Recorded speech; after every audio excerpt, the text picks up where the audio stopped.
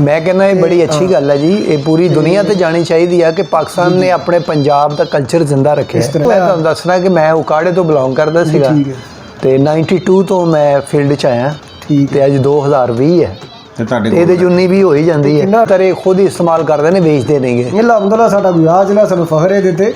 ਤੇ ਤੁਸੀਂ ਕੀ ਮਹਿਸੂਸ ਕੀਤਾ ਸਾਡੇ ਬੰਦੇ ਨੂੰ ਮਿਲ ਕੇ? ਬੜਾ ਅੱਛਾ ਮਹਿਸੂਸ ਕੀਤਾ। ਆਪਣਾ ਫਨਕਾਰੀ ਨਹੀਂ ਕਰਨੀ ਚਾਹੀਦੀ ਦੱਸਣਾ ਨਹੀਂ, ਅਸੀਂ ਆਪਣੇ ਪੰਜਾਬ ਦਾ ਕਲਚਰ ਦੇਖਿਆ। ਮਤਲਬ ਬੜੀ ਦੇਰ ਬਾਅਦ ਅਸੀਂ ਨਿਕਲੇ ਆ।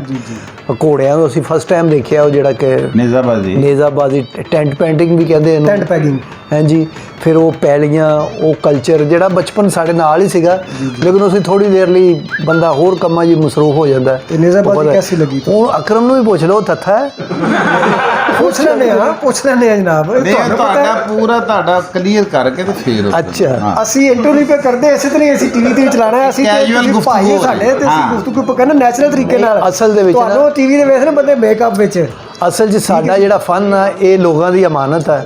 ਲੋਕਾਂ ਤੱਕ ਪਹੁੰਚਦਾ ਰਹਿੰਦਾ, ਲੋਕ ਖੁਸ਼ ਹੋ ਜਾਂਦੇ ਨੇ ਤੇ ਕਿਸੇ ਦੇ ਚਿਹਰੇ ਤੇ ਮੁਸਕਰਾਹਟ ਬਿਖਾਰਨਾ। ਤੇ ਦੁੱਖ ਦੇਣ ਵਾਲੇ ਤੇ ਬੜੇ ਨੇ, ਕੋਈ ਸੁੱਖ ਦੇਣ ਵਾਲੇ ਵੀ ਹੋਣੇ ਚਾਹੀਦੇ ਨੇ। ਵੈਸੇ ਫਨਕਾਰ ਸੁਣਿਆ ਕਿ ਅੰਦਰੋਂ ਬੜੇ ਦੁਖੀ ਨੇ, ਤੁਹਾਨੂੰ ਵੀ ਦੁੱਖ ਹੈ? ਹਾਂਜੀ, ਨਹੀਂ ਦੁੱਖ ਤੇ ਫਿਰ ਤੁਸੀਂ ਹਕੀਮ ਹੋ ਮੇਰੇ। ਉਹ ਤੁਹਾਡੇ ਅੰਦਰ ਕੀ ਹੋਇਆ ਕਿ ਦੁੱਖ? ਜ਼ਿੰਦਗੀ 'ਚ ਮਤਲਬ ਅਪ ਡਾਊਨ ਹੁੰਦਾ ਹੀ ਰਹਿੰਦਾ, ਲੇਕਿਨ ਖੁਸ਼ ਰਹਿਣਾ ਚਾਹੀਦਾ ਬੰਦੇ ਨੂੰ। ਔਰ ਅਲਹਮਦੁਲਿਲਾ ਬਹੁਤ। ਤੁਸੀਂ ਕੋਈ ਪੈਗਾਮ ਦੇਣਾ ਚਾਹੋ ਬੰਦਿਆਂ ਨੂੰ ਇੱਥੋਂ ਦੇ ਨੂੰ? ਨਹੀਂ, ਹਾਂ, ਜੇ ਦਾਸੀ ਦੂਰ ਕਰਦੇ ਹੋ ਸਾਡੇ ਵਾਕਈ ਮੁਲਕ ਵਿੱਚ ਅਸਲੇ ਟੈਨਸ਼ਨ ਨੇ, ਲੋਕ ਪਰੇਸ਼ਾਨ ਨੇ। ਬਸ ਇਹੀ ਹੈ, ਮੈਂ ਕਹਿੰਦਾ ਕਿ ਖੁਸ਼ ਰਹੋ। ਜਿਹੜੀ ਬਿਮਾਰੀ ਆਈ ਹੈ ਇਹ ਅੱਲਾ ਵੱਲੋਂ ਹੀ ਖਤਮ ਹੋਣੀ ਹੈ ਤੇ ਇਹਦਾ ਮਤਲਬ ਹਜੇ ਇਲਾਜ ਤੇ ਨਿਕਲਿਆ ਦਾ ਇੱਕੋ ਹੀ ਇਲਾਜ ਹੈ, ਥੋੜਾ ਜਿਹਾ ਆਪਣਾ ਇhtiyat। ਤੁਸੀਂ ਤੇ ਇhtiyat ਕੋ ਨਹੀਂ ਕੀਤੀ? ਅਸੀਂ ਹੁਣ ਕੀ ਕਰਨੀ ਹੈ? ਹੁਣ 70-80 ਸਾਲ ਦੀ ਉਮਰ ਹੋ ਗਈ ਹੈ, ਕੀ ਇhtiyat ਕਰਨੀ?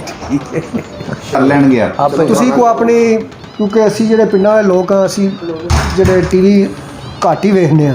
ਜਿਹੜੀ ਨਵੀਂ ਸਾਡੀ ਜਨਰੇਸ਼ਨ ਹੈ ਉਹ ਵੇਖਦੀ ਬੜੇ ਸ਼ੌਕ ਨਾਲ। ਤੁਸੀਂ ਨੇਜ਼ਾਬਾਜ਼ੀ ਵੇਖਣ ਆਏ ਸੋ, ਘੋੜੇ ਤੁਸੀਂ ਵੇਖੇ ਨੇ ਤੇ ਜ਼ਿਆਦਾਤਰ ਤੁਹਾਨੂੰ ਪਤਾ ਦਿਹਾਤੀ ਸਾਡੇ ਲੋਕ ਨੇ, ਬਜ਼ੁਰਗ ਸਾਡੇ ਉੱਥੇ ਖਲੋਤੇ। ਜੀ। ਤੁਸੀਂ ਚੂੰਕਿ ਘੋੜਿਆਂ ਵਾਲੀ ਸਾਡੀ ਵੀਡੀਓ ਵੇਖਦੇ ਨੇ। ਜੀ। ਅਸੀਂ ਪਾਕਿਸਤਾਨ ਦੇ ਕਲਚਰ ਨੂੰ ਡਿਵੈਲਪ ਕਰਨ ਵਾਸਤੇ ਇਸ ਨੇਜ਼ਾਬਾਜ਼ੀ ਨੂੰ ਪ੍ਰਮੋਟ ਕਰ ਰਹੇ ਹਾਂ ਜਿੰਨੀ ਸਾਡੇ ਕੋਲ ਤਾਕਤ ਹੈ, ਜਿੰਨੀ ਸਲਾਹੀਅਤ ਹੈ।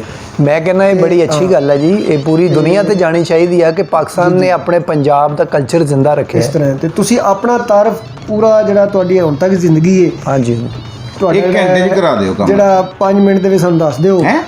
5 ਮਿੰਟ 'ਚ ਖੁਲਾਸਾ ਦੱਸ ਦਿਓ ਸਾਨੂੰ ਕਿ ਤੁਹਾਡੀ ਜਿਹੜਾ ਫਨ ਹੈ ਤੁਹਾਡਾ।